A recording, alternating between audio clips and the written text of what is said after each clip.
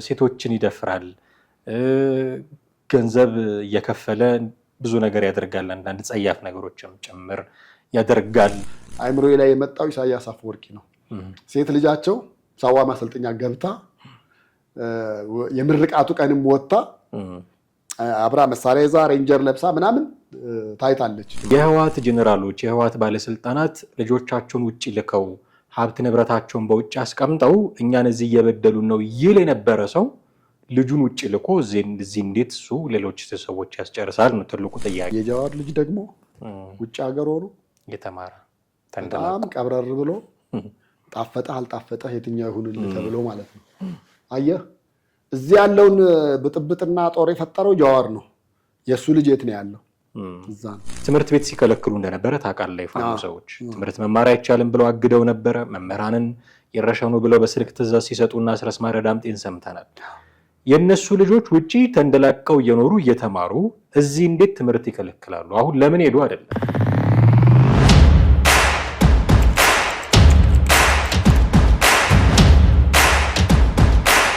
ሰላም እንዴት አላችሁ? ውድ ቤተሰቦቻችን ዘኢትዮጵያን የተከታተላችሁ ነው። ቴዎድሮስ ካሳና ማህደገፋ በወቅታዊ ፕሮግራማችን ወደ እናንተ መተናል። ከሰሞኑ ፍቅሩ ሙልዬ የተባለ ኮማንዶ ለመንግስት እጅ መስጠቱን ከመንግስት ጋር አብሮ ለመስራት መግባቱን በተለያዩ አማራጭ ሰምታችሁታል ብዬ አምናለሁ። ኮማንዶ ፍቅሩ ሙልዬ ያወጣቸው መረጃዎች አሉ። የፋኖ አመራሮች ልጆቻቸው በአሜሪካ ነው የሚኖሩት እኛን እዚህ እሳት ላይ ጥደው የሚል መረጃ አውጥቶ ነበረ። ይሄ መረጃ ልክ ነው አይደለም የሚል ሰፊ ክርክር ማህበራዊ ሚዲያ ላይ ተነስቷል። እሱን ነው ዛሬ ለማየት የምንሞክረው ከባልደረባዬ ቴዎድሮስ ካሳ ጋር በመሆን እስከ ፕሮግራማችን ፍጻሜ ድረስ ከኛ ጋር በመቆየት ተከታተሉን ዘንድ በአክብሮት ጋብዘናችኋል። አብራችሁን ነው። ቴዲ እንዴት አለ? እንዴት ነህ? ሰላም ነው። በመግቢያ ለማለት እንደሞከርኩት የፋኖ አመራሮችና ልጆቻቸው በጣም ሰሞኑ መነጋገሪያ ሆነዋል። አሜሪካ የላከው ልጅ አለ? ካንተ ብንጀምር። ፕሮሰስ ላይ ነው። እንዲህ አይነት ጥያቄዎች ይነሳሉ። ዘመነ ካሴ፣ ምሬ ወዳጆ ልጆቻቸውን አሜሪካ ልከው ነው እነሱ እዚህ እኛን የድሃውን ልጅ የሚያስጨርሱት የሚል አብረዋቸው ይታገሉ የነበሩ ሰዎች የሚያወጡት መረጃ ነው። ኮማንዶ ፍቅሩ ሙልዬ ኢዜአ ላይ በነበረው ቆይታ በደንብ በስፋት ሲያነሳው የነበረ ነገር ነው። እኔ እውነቱን ለመናገር ዘመነ ካሴ ልጅ እንዳለው ራሱ ያወቅኩት አሁን ነው። ያመነው ያላመነው በሚለው አይኔ ማመን አለማመኑ ሳይሆን እንኳን አሜሪካ ልኮ ሊያስተምር እዛ ሊያኖር ይቀርና ልጅ እንዳለው ኢቭን ያወቅኩት አሁን ነው። እና ሁለት ልጆቹን አሜሪካ ልኳል። አንዱ ልጅ ግን እዚህ ያለ ከሱ ጋር የተነሳሱ ብዙ ነገሮች አሉ። እንደውም መሳሪያ ይዞ ጎን ለጎን ቆመው እና ለብቻውም ሆኖ የወታደር ልብስ ለብሶ ኪሩቤል ዘመነ የሚባል ልጅ አለው። እሱን ለፖለቲካ ፍጆታ ነው ፊት ለፊት ያመጡት እንጂ የሚዋጋም አይደለም ነው የሚሉት። ከፋኖ ተመልሰው ለመንግስት የገቡ ሰዎች ያረጋል የሚባለው ልጅ አንዱ ነው። እሱ ነው እንደዚህ አብራርቶ የሚጽፈው። ፍቅሩ ሙልዬ ደግሞ አሜሪካን የላኩት የሚል መረጃ የሰጠው እሱ ነው። እና ዘመነ ካሴ ልጁን አሜሪካ ልኳል የሚባለው መረጃ ምን ያህል እውነት ነው ለማለት ነው ይሄን ሁሉ የምለው። እውነታ ሊኖር ይችላል ብለህ የምትልባቸው መንገዶች አሉ። ምክንያቱም ይህ ሰውዬ ያው ወደ ኢትዮጵያ ተደጋጋሚ ይገባል እንጂ አብላጫው ኑሮ በጎረቤት ሀገር እንደሆነ ነው የሚነገረው። እና ሕክምና ሲፈልግ ትግራይ ወጣ ማለት ሲፈልግ ወደ ኤርትራ ምድር ሄዶ ተመልሶ የሚመጣ ነው የሚሉ ናቸው እየወጡ ያሉ መረጃዎች የሚያሳዩት። እንደዛ ከሆነ ደግሞ ልጁን ሊልክ ይችላል ወይ? ስጋት ካለው ሊልክ ይችላል። ይሄ ማንኛውም አመራር ኢህአዴግን በጫካ እያለ ሌሎችም እኮ እንደዛ ነው ያደርገው። ጠቅላይ ሚኒስትር አብይ አህመድ የህዝብ ተወካዮች ምክር ቤት ንግግር ሲያደርጉ አንድ ጊዜ ለውጡ ከውስጥ ሆነን ስናፋፍም ለህይወታችን እንሰጋ ነበረ፣ ስለዚህ ልጆቻችንን ውጭ ልከን ነው እኛ እዚህ የታገልነው ሲሉ ነበረ። ስለዚህ ብዙ ፖለቲከኞች የሚያደርጉት ነገር ነው። ብዙ ፖለቲከኞች የሚያደርጉት ነው። ምናልባት የእሳቸውን ልጆች ለየት የሚያደርገው የሚኖሩበት ገና የነዋሪነት እንትን ያልተሰጣቸውና መጠለያ እንትን ውስጥ ባላገኙበት ሁኔታ እንደሆነ ነው። እና ይሄ ማንም ፖለቲከኛ ወይ ደግሞ ማንም ሽምቅ ተዋጊ ሊያደርገው የሚችለው ነገር ነው። እንደውም ከሱ ይልቅ ትንሽ ለየት ያለኝና የገረመኝ የትኛው እንደሆነ ታውቃለህ? ሁለተኛው ልጁን መሳሪያ ይዞ ታይቷል ምናምን። ልክ እሱን አንተ ስትነግረኝ ስታነብ አይምሮዬ ላይ የመጣው ኢሳያስ አፈወርቂ ነው። ሴት ልጃቸው ሳዋ ማሰልጠኛ ገብታ የምርቃቱ ቀንም ወጣ አብራ መሳሪያ ይዛ ሬንጀር ለብሳ ምናምን ታይታለች። which means ይሄ የሚነግርህ አንድ ነገር አለ። ይሄ አንድ ነገር ምንድነው? እኔ ልጆቼን ውጭ ሀገር ልኬ የደሃ ልጆችን ብቻ አይደለም ወታደራዊ ማሰለጥነውም ለትጥቅ ትግልም ለምንም ማስገባቸው ለሀገሪቱም ጦር ሆነው እንዲገቡ እኔ የደሃ ልጅ ብቻ አይደለም የኔም ልጅ ጭምር እዚህ ውስጥ ፓርቲሲፔት እያደረገ ነው። ግን ምናልባት ሄደህ ብታይ የኢሳያስ አፈወርቂ ልጅ ከምርቃቱ ማግስት በኋላ ቤተመንግስት ፓላስ ሊሆን ይችላል የምትቀመጠው። ግን ለማነሳሳት ለማነቃቃትና እዛ ጋር የሆነ ኢሜጅ ለመፍጠር እንደዛ ልታደርግ የምትችለው ነገር አለ። ዘመነም ልጁን እዛው ፊት ለፊት መሳሪያ ይዞ ያሳየበት መንገድ አንደኛው ይሄ ሊሆን ይችላል ነው። ሁለተኛ ይልካል ወይ ምንም ችግር የለውም። በኤርትራም በኩል ሊያደርግ ይችላል። ህወሓት እኮ በሱዳን ሆነው እኮ እንግሊዝና አሜሪካን በውሃ ቀጂ መላለሱ ነበር አይደል? ውይይት ሲፈልጉ ድርድር ሲፈለግ ራሱ እንግሊዝ ድረስ አልነበር እንዴ? አስበው ኢትዮጵያዊ ሆኖ በውጭ ሀገር ዜጋ በውጭ ሀገር ፓስፖርት በውጭ ሀገር የመኖሪያ ዶክመንት ግን አውሮፓ ሀገር ድረስ ተሻግረው ሄደው ዓላማቸውን እስኪፈጽሙ ያደረጉ ነገር ነበረ። የነሱ ትንሽ ለየት የሚያደርገው ትግል ላይ ያለ መጋባትም መውለድም አትችልም የሚባለው ነገር ነበረ። አብረም ተኝተህ ከተገኘ እንደው ይገደል አይነት ነገር ነበረ እንትናቸው። ግን እነሱም ቢሆኑ ያን ወቅት ስላልተፈቀደላቸው ነው እንጂ ቢፈቀድላቸው በእርግጠኝነት አንዳንዶቹም የነበራቸው ነበሩ ልጆች ልከዋል ውጭ። ስለዚህ ዘመነ ጋር ሲመጣ አንድ ትልቅ ነገር አሁን ያም ትልቅ ሚስጥር እንዳወጣ አይነት ነገር አድርጎ መጥቶ ሲናገር ምናምን ስታየው ይሄ በአፍሪካ ውስጥ ያሉ እንትኖች አይደለም አፍሪካ ኢትዮጵያ ውስጥ ያሉ ፖለቲሻን በሙሉ ታጣቂዎች በሙሉ የሚያደርጉት አይደለም ወይ ምናምን ነው። ኦላ ጋር እኮ ብትሄድ ልከው ነው ያሉት ብዙዎቹ እዛ ተቀምጠው አይደለም። ምናልባት እንደው መላክ ባይችሉ እንኳን ወይ ኬንያ ወይ ዩጋንዳ ወይ ሳውዝ አፍሪካ ሆኖ በዩኤን አማካኝነት ኬዙን እንዲከታተል እያደረገ ዶላር ተመድቦለት እየተንደላቀቀ እየኖረ ነገር ግን ኬዙን በዩኤን አማካኝነት እያስኬደ ያለ ሊኖር ይችላል። በጣም ብዙ አለ። እኛም ኬንያ ባለውበት ጊዜ አይተናል። ይሄ እኮ የባለስልጣን ልጅ ነው፣ ይሄ እኮ የከሌ ልጅ ነው፣ የታጣቂ ከሌ ልጅ ነው ምናምን ሲባል ትሰማለህ፣ ታያለህ። እንደዛ አይነት ነገር ነው ያለው እና የዘመነም እንደዛ ነው ልልህ ነው። ነገሩ አዲስ ላይሆን ይችላል። ልጆቻቸውን ውጭ ልኮ እዚህ መታገል አዲስ ላይሆን ይችላል። ግን የህወሓት ጄኔራሎች የህወሓት ባለስልጣናት ልጆቻቸውን ውጭ ልከው ሀብት ንብረታቸውን በውጭ አስቀምጠው እኛን እዚህ እየበደሉን ነው ይል የነበረ ሰው ልጁን ውጭ ልኮ እዚህ እንዴት እሱ ሌሎች ሰዎች ያስጨርሳል ነው ትልቁ ጥያቄ። አንደኛ እሱ ነው። ሁለተኛ ትምህርት ቤት ሲከለክሉ እንደነበረ ታውቃለህ። የፋኖ ሰዎች ትምህርት መማር አይቻልም ብለው አግደው ነበረ። መምህራንን ይረሸኑ ብለው በስልክ ትዕዛዝ ሲሰጡና አስረስ ማረ ዳምጤን ሰምተናል። የነሱ ልጆች ውጪ ተንደላቀው እየኖሩ እየተማሩ እዚህ እንዴት ትምህርት ይከለክላሉ? አሁን ለምን ሄዱ አይደለም። የማንኛውም ሰው አክሰሱን ካገኘ መሄድ የማይፈልግ ሰው አለ ብዬ አላስብም። የተሻለ ኑሮ ለማግኘት የተሻለ ገቢ ለማግኘት ሊሄዱ ይችላሉ። እሱ አይደለም ችግሩ። ልጆቻቸውን እዛ አድርገው እዚህ ባሉ ልጆች ህይወት ለምን ይቀልዳሉ? እዚህ ጋር ጥሩ በማጣቀሻ አድርገን የምናመጣው የፕሮፌሰር ኃይሌ ገሪማን ንግግር ነው። አሜሪካ ቁጭ ብለው ልጁ ትምህርት ቤት እንኳን ሊሄድ ከእንቅልፉ ለመነሳት የሚቸግረው ልጅ እያሳደገ ኢትዮጵያ ውስጥ ያሉትን ልጆች ትምህርት ቤት እንዳይሄዱ ጦርነት ያባበሳል ብሎ ሲተቹ ነበር። የሚገርመኝ ንግግር ነው። እንደዛ እያደረገ ያለ አካል እዚህ እንዴት ጦርነት ያባበሳል? ኦኬ ይላክ፣ ልጁን በደንብ ያስተምር፣ የተሻለ እውቀት ያገኝ፣ የተሻለ ኢኮኖሚ ኑረው፣ የሚጠላ የለም። ይሄንን ማንም ሰው ልጁ የተሻለ ነገር እንዲደርስለት ይፈልጋል። አንተ ለልጅህ የተሻለ ነገር እንዲኖረው እንደምትፈልገው ሌላውም ሰው ልጁ የተሻለ ነገር እንዲኖረው ይፈልጋል። በጦርነት እንዲሞትበት አይፈልግም። ልጁ ሴት ልጁ እንድትደፈርበት አይፈልግም። ሴት ልጁ ሰላይ ናት ተብላ እንድትገደልበት አይፈልግም። ሊያውም መስማት የማትችል ሴት ታውቃለህ፣ ገድለዋል። ቢቢሲ ላይ ወጥተው እኛ አድርገናል ብለው መስከረዋል። አስረስ ማረ ዳምጤ እርምጃ ወስደናል ብሏል። እቺ ሴት ልጅ የዘመነ ካሴ ሴት ልጅ ብትሆን ይሄኔ ውጪ ነበረች፣ አሜሪካ እንግሊዝ ነበረች ማለት ነው። የአስረስ ልጅ ብትሆን የምሬ ልጅ ብትሆን እድል ቢቀናት ስላልቀናት ነው፣ እድል ስላልቀናት ነው እዚህ በጦርነት መሃል ተገኝታ የጉልበት ስራ ስትሰራ ተገኝታ ሰለነች ተብላ የተገደለችው። ስለዚህ እኔ አሁን ጥያቄው መላካቸው አይደለም። ሊልኩ ይችላሉ፣ እዛ ሊያስኖሩ ይችላሉ። የነሱን ልጆች አንድ ለቀው እያኖሩ እዚህ ያለ ህፃን እንዳይማር እዚህ ያለ ወጣት እንዳይሰራ ለማድረግ ለምንድነው ጦርነት ከልቲቬት የሚያደርጉት ነው ትልቁ ጥያቄ የሚነሳባቸው። እዚህ ላይ ለምሳሌ አማራ ክልል ባለፈው የወጣ አንድ ሪፖርት ላይ 7 ሚሊዮን የሚሆኑ ልጆች ወደ ትምህርት ቤት አልሄዱም ነው ወይም ትምህርት ገበታቸው ላይ የሉም ነው። 7 ሚሊዮን እንግዲህ አስበው። ይሄ ማለት የዛሬን ያድርገውና ለአንዳንድ ክልሎች የህዝብ ቁጥር ነበረ። ለአንዳንድ ሀገር የህዝብ ቁጥር 3 እና 4 ሚሊዮን ብቻ ህዝብ ያላቸው ሀገሮችም ያሉ።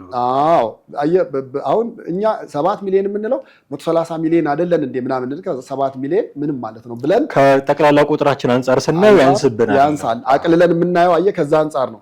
ነገር ግን ከበድ ስታደርገው ደግሞ ለአንዳንድ ክልሎች በቃ የህዝብ ነገር እንዳይጎነጉኑብን ብለን ነው እንጂ የኤርትራን ህዝብ የሚበልጥ ቁጥር ማለት ነው። በጣም በቀላሉ ነው። በጣም በቀላሉ እንደዛ ነው። በቃ የኤርትራን ህዝብ የሚያክል ትምህርት ቤት አይደለም ወይም የትምህርት ገበታው ላይ የለም ብለህ ያን ሀገር ህዝብ በሙሉ አይማርም የተማረ አይደለም ብለህ ማለት ነው። ይሄ ጄነሬሽን ኔክስት ምንድን ነው የሚሆነው ነው። ይሄ ጄነሬሽን አሁን እንደዚህ ጦረኝነትን አዳፕት እያደረገ እያስለመድከው ሄድከው። አሁን እኔ የተወሰኑ ቪዲዮዎች እንደውም ተለቀው ሳይ በጣም ይገርመኝ። ሄደው ነው የሆኑ ልጆች የቀረጿቸው እና ስታድግ ምንድን ነው መሆን የምትፈልገው ምናምን ብለህ ስትለው በቃ እኔ ፋኖን ነው መሆን የምፈልገው የሚሉ ህፃን ልጆች እንደዛ እየቀረጿቸው መሳሪያ እያስያዙ እያፈራ ነው። እንደዛ አይነት ትውልድ እያፈራ ነው። እዛ አካባቢ ያለው ጦርነት እያመጣ ያለው ነገር ነው የምልህ። እዛ ጋር በጦርነት እየታመሰ እንደሆነ አይተሃል አይደለ? ኦሮሚያ ክልል ሄደን ነበረ ባለፈው። ኦሮሚያ ክልል ስንሄድ ቤቱ የሚቀመጥ አንድ ተማሪ የለም። አንድ ልጅ አታገኝም። አንድ ልጅ አታገኝም። ኢቭን መንግስት መድረስ ያልተቻለበት ቦታ ምን እንዳደረጉ ታውቃለህ? የአካባቢውን ማህበረሰብ እርሻ ያርሳል፣ ምን ይላል፣ ገቢ አለው እያንዳንዱ አይደለ? ካለው ገቢ ላይ ተወስኖበት በጭቃ ትምህርት ቤት ተሰርቶ ተማሪ ይዛ ይውላል። ትራክተሩና ሲኖትራኩን አትጠይቀኝ። በቃ አሁን ገበሬ በበሬ ማረስ እያቆመ ነው። የለም ትራክተር ነው የሚያርሰው የለም። እና በአንድ ሀገር ውስጥ 2 ክልሎች ላይ እንዲህ አይነት ልዩነት አለ። ይሄን ያመጣው ደግሞ ጦርነት ነው።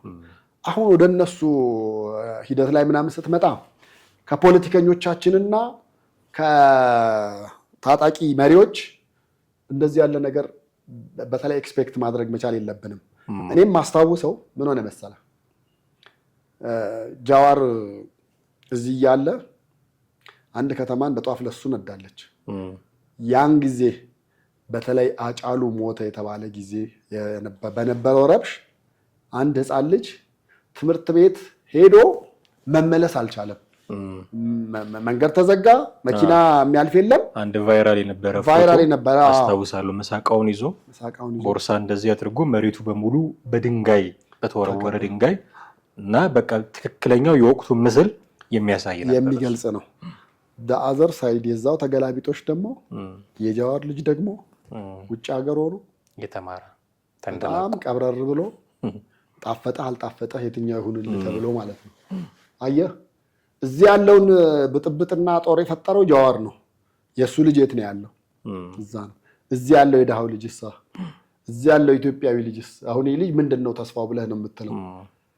ምንም አስተማማኝ ነገር የለውም። እኔ እኮ አንዳንዴ በተለይ ከሀጫሉ ሞት ጋር በተያያዘ ከመጣው ረብሽ በመነሳት ምን እንደምንባባል ታውቃለህ? በሉ ደህና ደሩ፣ ነገ ጧት ምን እንደሚፈጠር አናውቅም።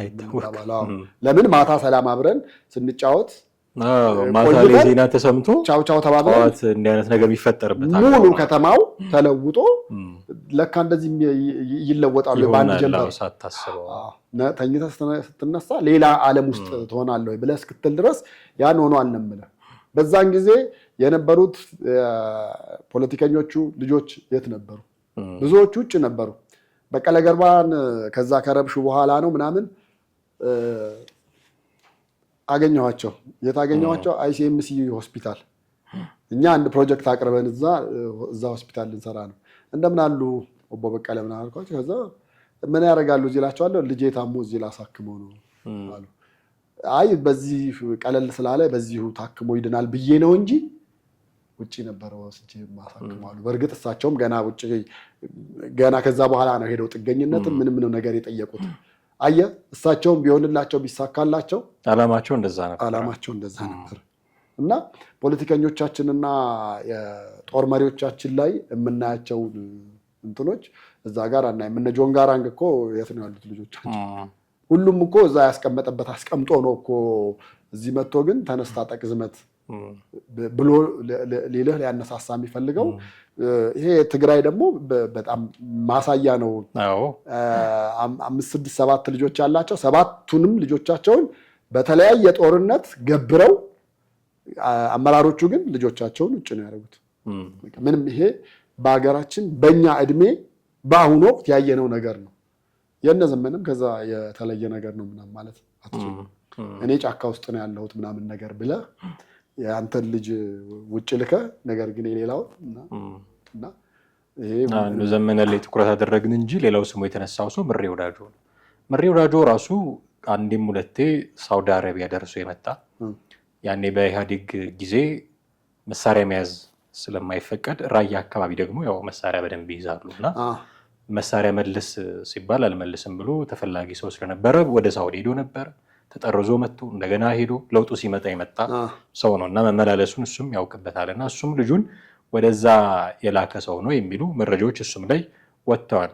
የኪሩቤል ዘመነ ካሴ ጉዳይ ግን ትንሽ ትኩረቴን ሳበው። መረጃው እውነት ነው ውሸት ነው የሚለውን ትንሽ ማጣራት የሚፈልግ ሊሆን ይችላል። ግን ይሄ ያረጋል የሚባለው ልጅ ሼር ያደረገው ያረጋል የሚባለው ልጅ ማለት ተመልካቾቻችን ግልጽ እንዲሆንላቸው እናቱን በመሳሪያ ደብድቦ ገደለ የሚል መረጃ ያወጣው ልጅ ማለት ነው።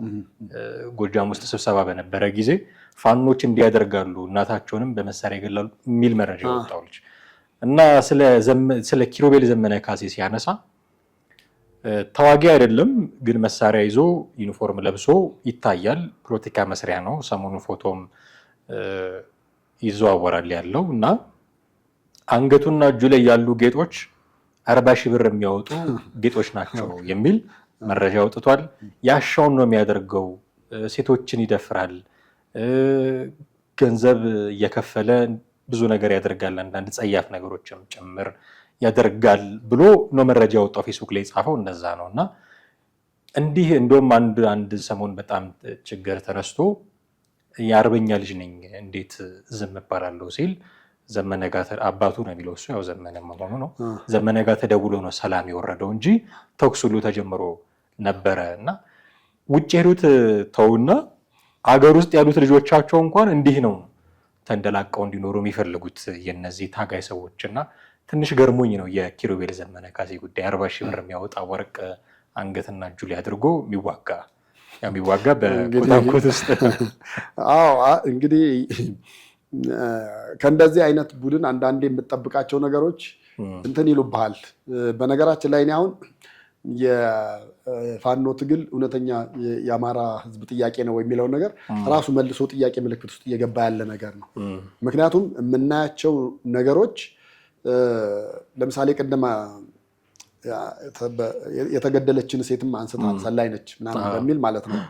ልክ እነሱ ያልፈለጉትን ወይም ያልተመቻቸውን ካስወገዱ 2 ወይም 3 አይነት ታፔላዎች አሉ የሚሰጡ። አንደኛ ሰላይ ነው ልትባል ትችላለህ። ሁለተኛ የአማራ ጠላት ነው ትባላለህ። ሶስተኛ አማራ አይደለም ልትባል ትችላለህ። በቃ አማራ ስታቀነቅን ብቻ ነው ለነሱ አማራነት ወይ ደግሞ ኢትዮጵያዊነት፣ ከዛ ውጪ የለም። በጣም ትልቁ ፍራቻም የነበረው ከዚህ በፊት ከነበሩት ዘረኝነቶች በሙሉ የአማራ ብሔርተኝነት ነበር። አማራ ኢትዮጵያ የምትፈርሰው አማራ ነኝ ብሎ የተነሳ ጊዜ ነው የሚል አንድ ጋዜጠኛ ጓደኛ ነበር። አሁን ነፍሱን ይማር። አየህ ለምን መሰለህ? አማራ ኢትዮጵያዊነትን ነበር ከዚህ በፊት የሚያቀነቅን የነበረው። በምንም ተአምር አማራ ብሎ ይህን ያህል በዛ ልክ እንትን ያለበት ኢትዮጵያ አትበቃኝም፣ ኢትዮጵያ ራሱ ትጠበኛለች፣ መላው ኢትዮጵያ እኔ ነኝ ያለሁት ብሎ አቀንቃኝ የነበረ ነው። ከዛ ማህፀን የመጡት ደግሞ መጥተው የአማራ ሕዝብ ጥያቄ ተብሎ መጣ።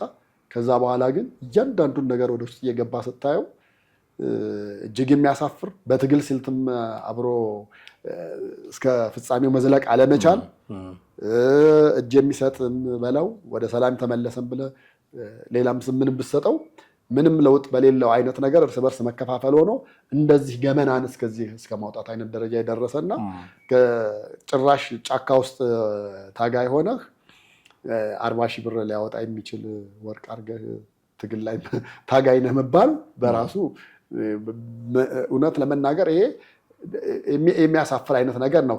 እኔ አባት በሆንና ያ ልጄ ቢሆን ኖሮ እዛ ሜዳ ላይ እንዲመጣ አልፈቅድለትም ነበር። እዛ ሜዳ ላይ ምልህ ትግልን ስትቀላቀል ቀዝቃዛውና ትኩስ እንጀራን እኮ አትመኝም፣ አታገኘውም። ለዓላማ ስትል ያገኘኸውን በልተህ ትሄዳለህ እንጂ ቆሽሮ እየበሉ ነው የሚታገዱት። ጭራሽ ያን ያህል ጌጥ አድርገህ ታጋይ ነህ ማለት እኔ እንጃ። እንግዲህ ይሄ በሌላው ዓለም ያሉ ጋንግስተሮችም እንኳን እኮ እንደዛ የጣሊያኑ አሁን የሲሲሊዎች የማፊያዎች ምናምን ቡድኖች አሉ። አሁን እነሱ ቶታሊ ከመንግስት ጋር እኩል የሚገዳደሩ ስለሆኑ ነው። በሀብት እንደውም መንግስትን የሚበልጡ አሉ አንዳንዶች። በሌላው ዓለም ላይ ያሉት ከሊቢያን ሀገር እንደዚህ ያለ ነገሮች አሉ ምናምን ተብሎ ከሰማ ኢኮኖሚካሊ ከመንግስት በላይ ናቸው። እሱ ብቻም አይደለም፣ የታጣቂ ኃይላቸው ከፍተኛ ነው። እንደውም ቤት ሰርተው ለከተማዋ ነዋሪ ቤት ሰርተው እስከ ማሮ የሚደርሱ እነ ኤስኮባር እንደ ታሪክ እንዳላቸው ይነገራል። በጣም ከፍተኛ ገንዘብ ስላላቸው ህዝቡም ይወዳቸዋል፣ ቤት ይሰሩለታል። እንደዛ ነበር። ለድሃ የቆሙ ናቸው። ቶታሊ ስታያቸው ለድሃው ነው ሰርተው የሚሰጡት። መንግስት ተደራሽ ያላረጋቸው ቦታዎች ይደርሳሉ። በእነሱ አይን ታዲያ አሁን የዘመነ ያው ነገሩ እነሱ ውስጥ ለመደበቅ ቢሆንም መደበቂያ ለማድረግ ቢሆንም ግን አትሊስት ይሰራሉ። የአማራ ማለታቸው ያው የኢትዮጵያዊነት እዛ አካባቢ በደንብ ይቀነቀን ስለነበረ እኔ ናቹራል ነው የምለው። አማራ ማለታቸው የሚጠበቅ ነው። ምክንያቱም ሁሉም እንደዛ በየብሔሩ እነሱ እንደሚሉት በተከፈተው ዘፈን መደነስ ነው እና ኦሮሞ ሚል ካለ ትግራይ ሚል ካለ አማራ ማለቱ ናቹራል ነው። ብዙ እንደውም አደገኛ ነው የሚባለው አማራ ማለታቸው የሌት ካምር ስለሆነ የሌሎቹን ያህል ጊዜ አልወሰደበትም አሁን የደረሰበትን ለመድረስ። ቲፒኤልኤፍ በጣም ለፍቶ ነው ይሄን ብሔርተኝነት ያመጣው። ኦነግ ለፍቶ ነው ይሄን ብሔርተኝነት ያመጣው። ፋኖ ግን ብዙም ልፋት አላስፈለገውም። የሶሻል ሚዲያ ዘመን ነው እና ደግሞ በየቦታው የሚገደሉ አማሮችም ስለነበረ ነገሩን ለማባባስ ብዙ አልከበደው እና ይህንን ነገር ማኒፌስት ያደረጉበት መንገድ ነው እንጂ ትንሽ ችግር ያመጣው አማራ ማለታቸው ፖለቲካው የሚፈቅድላቸው ነው። በእርግጥ አንተ እንደ ኢትዮጵያኒስት ስታየው፣ ዜግነት ፖለቲካ እንደሚያቀነቅን ሰው ስታየው አማራ ክልል ውስጥ የነበረው የኢትዮጵያዊነት ስሜት መሸርሸሩ ሊቆጭህ ይችላል። አዲስ አበባ ውስጥ የሆኑ ከተሞች ውስጥ እና አማራ ክልል ውስጥ ያሉ ኢትዮጵያዊ ብሔርተኝነት አለ። ደስ የሚልህ አንድነትን የሚያቀነቅን ሁሉም ሰው እኩል ነው የሚል የሚያቀነቅን ያ መሸርሸሩ ሊቆጭህ ትንሽ እንትን ሊልህ ይችላል። ግን መብታቸው ነው፣ ምንም ማድረግ አትችልም። ምክንያቱም ሌላውም በየብሔሩ ስለተደራጀ። ችግሩ ምንድን ነው?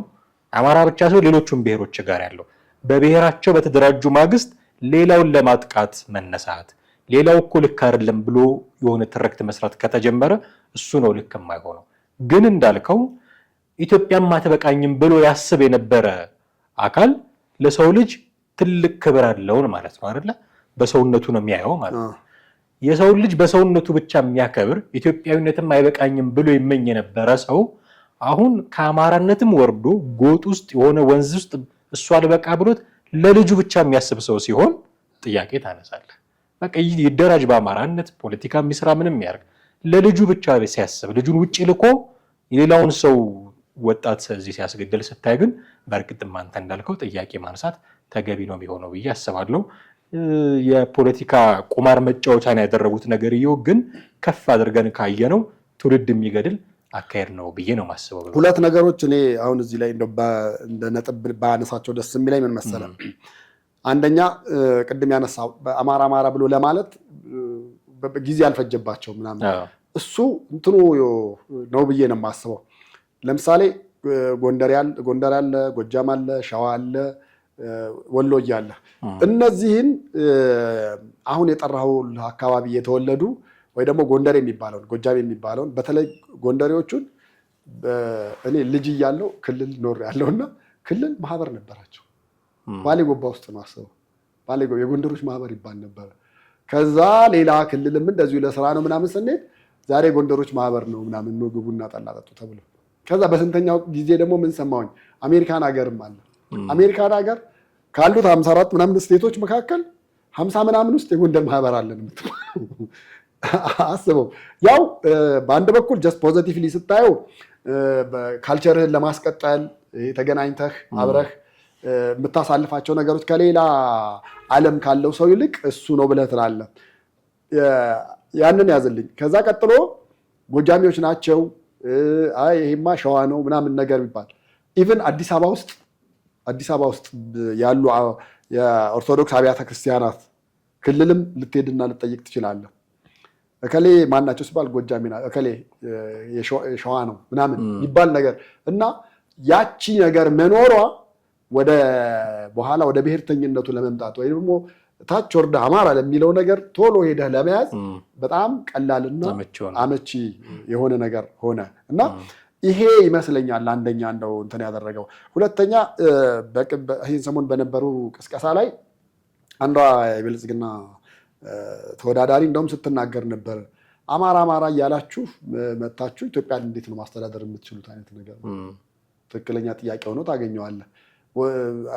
የአማራ ታጋይ ነኝ ብለህ ስልጣን ይዘህ እንዴት ነው ወለጋውን ላስተዳድር ማለት የምትችለው? እንዴት ነው ሀረሪውን ላስተዳድር ማለት የምትችለው? አሰላ ምናምን አሉ እነዚህ ጥያቄዎች አየህ። ስለዚህ የሚያዋጣው ወደ ኢትዮጵያዊነቱ መመለሱ ነው እንጂ ይሄ አማራ ማለቱ በኋላ የበለጠ የባሰ ዋጋ ያስከፍሏል። ከሱ ይበልጥ ደግሞ ኢትዮጵያ ውስጥ በተለያዩ ክልሎች ተበትኖ ያለው አማራ የበለጠ ዋጋ እየከፈለ ነው። ግን ይሄ የሚነገረው ለአማራ ብቻ ነው ወይ? ሌላም እኮ ኦሮሞ የሚሉም አሉ፣ ትግራይ የሚሉም አሉ፣ ሶማሌ በየብሔሩ እንደዛ የሚሉ አሉ። እነሱስ ያዋጣቸዋል? እነሱስ ወደ ኢትዮጵያዊነት ተመለሱ መባል አይገባቸውም? እነሱ ሌት ከመር እንዳልከው ነው። እነዛ በፊትም ሲቀነቀን የነበረ ነው። ይሄ መሰረታዊ ስሪቱ ቶታሊ በክልል ተደረገ፣ በቋንቋ ተደረገ ምናምን ነገር አይደለ። በቃ ያ ስሪቱ ህገ መንግስቱ ላይ የተጻፈው ነገርና አስቀድሞ በዛ ደረጃ እንዲቀነቀን ኢቭን ለምሳሌ የብዙ እኮ የሚነሱ ጥያቄዎች አሉ። አሁን ወያኔ እንደመጣ ምንድን ነው ያደረገው? ኦሮሚያ ክልል ኦሮምኛ በትምህርት ደረጃ እንዲሰጥ ሆነ። ችግር የለውም በሱ ግን ቋንቋውን አማርኛ የሚለው ቋንቋ የአማራ ነው ተብሎ ስለሚታሰብ ብቻ እንኳን ኢቭን ፊደላቱን እንኳን እንዳይጠቀም በላቲን ፊደል ነው። በቃ የላቲን አሁን ብዙ ምሁራን አይተው በጣም ዲቴል ገብተው አይተው ያሉት ምንድን ነው ወረቀት ማባከን ነው እንደውም አሉ። እሱም ብቻ አይደለም ጀስት ታይፕም ስታደርግ ደብል ቃላት የምትጠቀማቸው ስላሉ አማርኛ የበለጠ ሴፍ ነው፣ ጥሩ ነው። ቀደም ያሉ ቴክስቶችን በሆነ አጋጣሚ የማየት እድል ነበረኝ። የተማሪዎች ቴክስቶች ኦሮምኛ ነው ግን ለግዕዝ ፊደል የተጻፈ። አሁን እሱ አማርኛ የሚያቅሰው አትሊስት ያነባዋል፣ ሊግባባበት ይችላል ከሌላ ሰው ጋር።